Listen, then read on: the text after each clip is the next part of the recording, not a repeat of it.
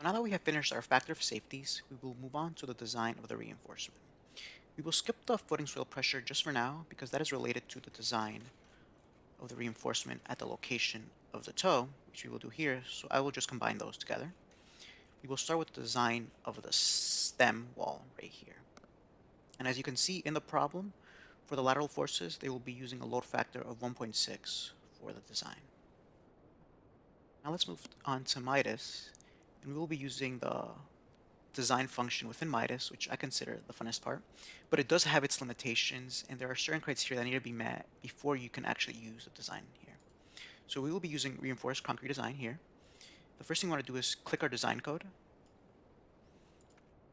The book is using ACI, but since I'm using MIDAS Civil, which is the bridge version, I'll be using ASTRO LRFD 17. Click OK. You can, sorry, over here, you can also change the strength reduction factors, but if you just have the code, then you can update per code and they will update. Click OK. Then we will have our concrete material. You can modify this, but since we defined it earlier, you don't have to do this. Then you can also modify your rebar ratio, but I'm just going to keep the one per the design code. Well, two functions that we will be using is the beam section data for design and the beam section data for checking. So what is the difference between the two? Well, the design, it will actually calculate the rebar needed, and for checking, you can input your own rebar, and then it will give you the DC ratio based on the rebar that you input. And then you can just do concrete code design for beam design to get the design, and to get the checking, just do concrete code checking for the beam checking. Okay, now let's go on to some of the limitations, and we will see some right away. So let's just say we want to design our beam, right? We'll go to beam section data for design. Our section should appear here, but as you can see, there is no section here.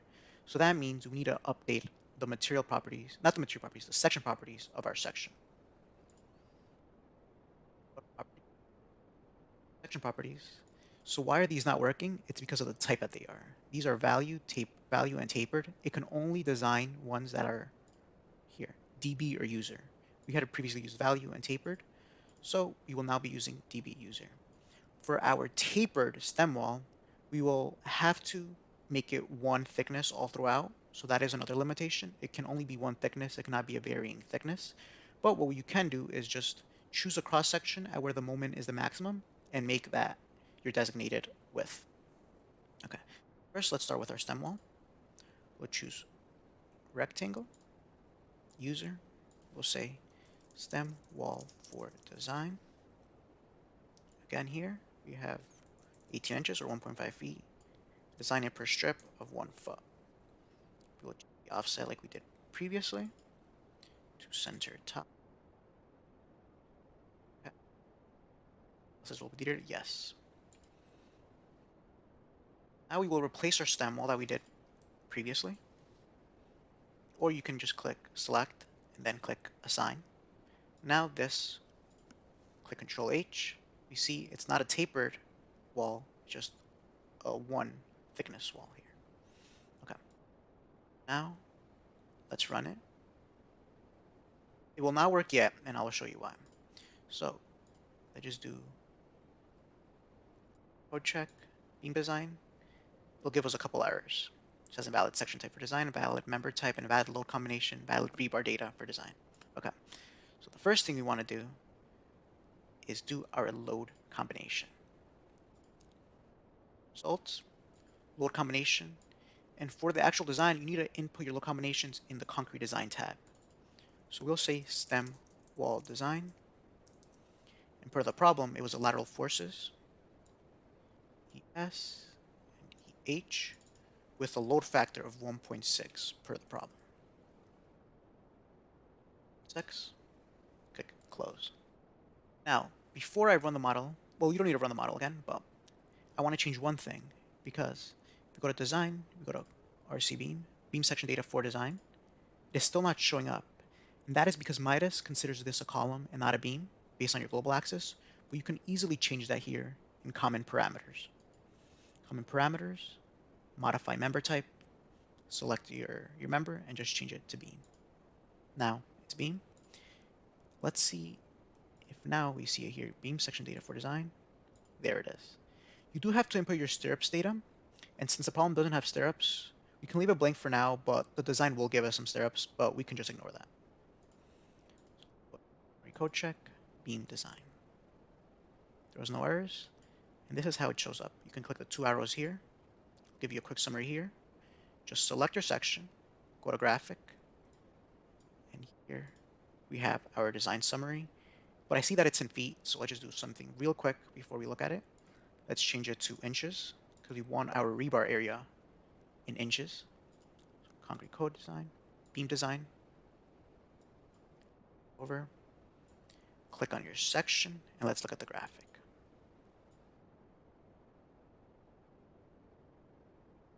Here, it's a little small. You can print it and save it as PDF, but here it basically says that the rebar is 1.46 inches squared needed for the moment. It gives you the moment at the start, at the midsection, at the end, but we want it at the end, which is where the moment is the greatest. Let's see what the problem gives us. What does it require? 1.46 exactly. So you can use 8 number 6 bars, which is greater than the 1.46 required. And that is how you check how much rebar area your stem wall needs. Also, now for your shear capacity, like I mentioned, it does give you stirrups, but you can just ignore that and just say shear strength per concrete, and that will be your shear strength per concrete. But since we are in inches, let's just change it back to feet so we can see that. Back to feet. 9.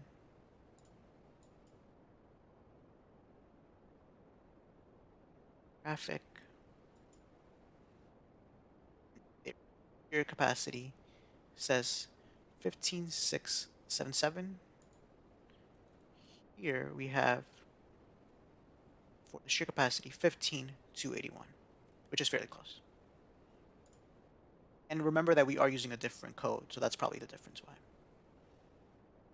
We'll close that, and that is how we do the design. Now we'll go on to the checking. Now, to use the beam section data for checking, let's look at our problem and see the reinforcement that they used. So like I said, they used number 8 at 6, so that is what I'll be using. And it looks like they used a 2-inch cover, so we will be doing the same. This one requires a little bit more input, and we will see why. So we'll go to beam section data for checking. Here appears our cross-section. We will have to input our rebar data. So we need to do the number of rebar per the section, since we are doing a 1-foot strip, and it says number 8 at 6. That is 2 number 8s per each foot. Before I do this, actually, since we are in feet, let's just change it to inches just to make it a little bit easier. Let's go back here. Let's do 2 number 8s. The DT is the cover, so 2. You just put the same thing for the bottom. Cover. This one will require you to input the stirrup data. Since we don't have any, let's just assume number 3, 12-inch spacing. We can ignore it at the end. We'll click redraw. It'll draw it for us there. It'll even tell us our rebar area. So we'll click add replace. There we have it. Now we will go on to concrete code check instead of concrete code design now. Click beam checking. For this one, I want to show you one more thing that I didn't show before. Let's just click member. Now this shall pop up detail. I'll show you what that does. So we have click graphic first to show you before, like before. Again, we're looking at the end. The DC ratio for to number 8, or number 8 at 6, is 0.9. And then the shear ratio, it is using the stirrup side. That's why I don't like using the DC ratio. We just need to compare the shear force with the shear strength by concrete. And there it is. And if you do want to see how everything is calculated here, maybe like your equation for concrete, for rebar, the bending moment capacity, we can do it like this. You can click close, and now we can click a detail. This will show you all your equations here, the tensile reinforcement, the minimum reinforcement, the moment capacity, does all the good stuff here. And I just want to see the shear formulas are here. And like I thought, the shear resistance formula is different in ASHTO than ACI, so that's what was causing the difference. And you'll see everything, crack control as well. Yep, so that's that. We'll just close this. I don't want to save this. And I want to look at one more thing. So you can either click graphic Summary will just give you also just the DC ratios. I don't really like looking at that version. I like using the graphic. One more time. If you do have multiple members that you're checking, it will show up here on the top left. But since we only have one for our stem wall, that is why we only have one. Let's just check if everything is in agreement. Let's change it back to feet.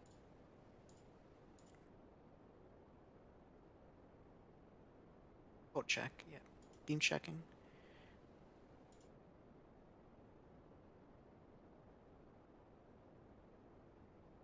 Looks like the moment that they're using is 992,476. Let's just make sure that this is what they use to design. Yes, 92,472, very close. So that is how we can verify that everything is acting properly. That is how we do the design check of the reinforcement that we input. Okay. After we finish the design and check of the stem wall, we will move on to the toe and heel. And now we're going to go back to the footing soil pressure, because this is what we will need for the toe. And the heel doesn't require too much either. So we'll go back to our spreadsheet because we need to calculate a few loads before we go back to MIDAS. So if we look at their problem, we actually don't need to go back for any more analysis results because we've calculated everything and are factored for safety against sliding and against overturning. So we just need to find the resultant in the footing, and we just need to do this with our vertical reaction and our moment overturning and riding moment. So once we determine the location, we see that it falls inside the middle third. Then with that, we calculate our soil pressures using our area and our moment of inertia. Just make sure you use the unit length for the length. Here is our soil pressure at the toe and at the heel. And let me just zoom in a little bit. We can see that it's 3480 and 5114. So that is what we will be putting into our model. Okay. First thing we want to do in MIDAS is change the footing section similarly how we did at the stem wall. So we'll create a new section. New design, right? It needs to always be DB user. So it'll be solid rectangle, user, 1.5, 1, and we'll call this one footing for design. The offset to center bottom. Okay. And now let's just switch the assignment. So we'll select this and we'll assign it to this. Now this will be the correct section. Okay. So, and before we'll go to the load, let's just do the boundary condition as well, because now for the max moment in the footing, we want it at the face of the wall. So let's apply the boundary condition at the face of the wall. Let's display this. Click a node at the face of the wall. Let's say assign. And now let's delete this boundary condition. You can just click define supports, delete, apply. Okay, now we have one boundary condition. Now let's move on to the loads. We will use the line load for the soil pressure. We haven't defined it yet, so let's define it. Pressure. Let's just call this one a user, so we can define its own load factors. User. We will be using a trapezoidal load in the global Z, yes. So 0 to 1 from the start to the finish. At the start, we said we had 3480, 3480.33, and at the end, 51.14. We'll just select our first and our second node, first node, second node, and there it applied it. Oh, I applied it to self weight. Let's just undo that. Let's apply it. Pressure, user, add. Okay, there we go. Let's use soil pressure and click apply. Values, yep, 3480 and 51. Okay. Before we can do the design, let's just make our load combinations. Our results, load combination, and again we will go to concrete design. We can remove the stem wall now since we don't need that one. We will say footing design. Well, we have two, so let's say toe and heel design. We'll say toe. For the toe, we will use a soil pressure, which they say to use a factor of 1.6. Heel design, we'll just use the loads at the heel, which is a self weight and the vertical soil weight with a load factor of 1.2. Close, and now let's run it. Design. And since we have multiple sections resigning, let's just see the member numbers. So the toe is 1, the heel is 4. Check Heel first, beam design. Member 4. Graphic. Before we check the reinforcement, let's just check the moment matches the textbook. Let's move this here.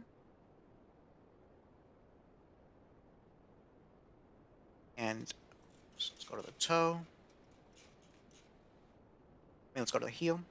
So the heel, it says it's not good. So the applied force is 18,000. In our case, it is also 18,562. 18,563 matches. And the shear resistance due to concrete only is 14,295. In our case, it's 14,568 right here. So it matches. But as we remember, the program will always design the stirrups for you. So that's why we have extra resistance by rebar. So if it's not good, we can either add stirrups or we can just increase the depth of the footing, which is what they do in the problem. But for the sake of MIDAS, we'll just add the stirrups for our design. For the moment, they require number 8 out of 11s.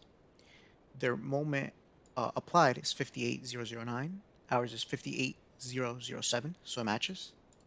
And let's go back and just change it to inches so we can compare the reinforcement.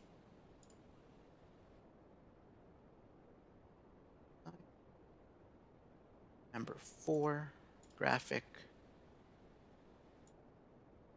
We have a little hard to see, but it says top 0.889 inches squared required. And in the problem, it is 0.82 inches squared per feet. So it matches. Okay. Let's just now check. That is the heel. Let's check the toe. For the design of the toe, number 1, we'll change it back to feet and we'll compare. Concrete code check, beam design, which number 1, graphic. We'll see that the applied is 34,958. Here it's 34,960, so it matches. And they provide you here the reinforcement. Let's go back to inches so we can see how much we need. Oh, let's check the shear first. So in the problem, they actually don't do the shear resistance because they say that it's already less than the heel, so they don't bother calculating it. But we will show you here. So the applied is 17,526. Here it's 17,527, and the shear strength by concrete is only 13,434. So we would need the stirrups, which matches what we did in the heel. Okay, and let's just check the area of reinforcement.